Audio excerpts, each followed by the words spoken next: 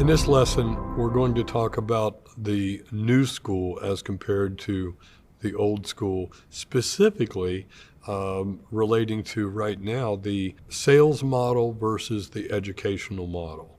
So let's break it down. You know that from experience that the sales model is simply that of selling.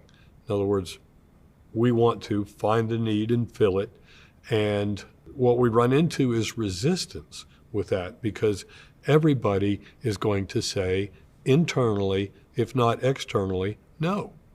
That's their first answer, And so while a good salesman can be effective, nothing wrong with sales, but it's how it's perceived. Everything is based upon how does the client, the prospect, perceive what you're doing. So in the new model, we think the educational process changes all that. We're going to develop that more in just a moment, but just the fact that you're running an educational venue that is not a bait and switch, that is true education, and you use a course that has been proven, got a good track record, that is designed to literally educate, inform.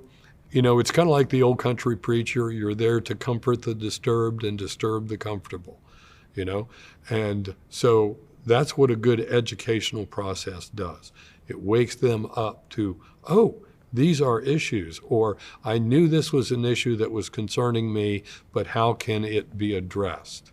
And that can, that's part of what happens in the educational process.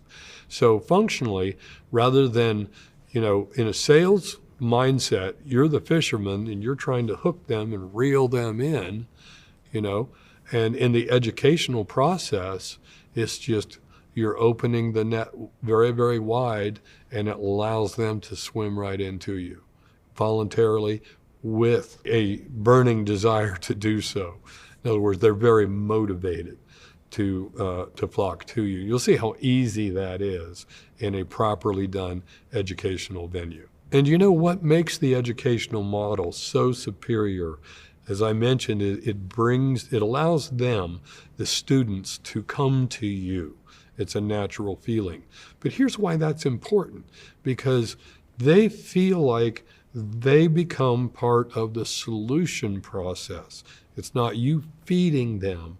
It's, properly done in the educational model. After they've been educated, they've been motivated, then you can develop their diagnosis together as well as what needs to be done, how to implement the changes that they need, if any. So it's a cooperative, collaborative process rather than, trying to hammer home and close the deal.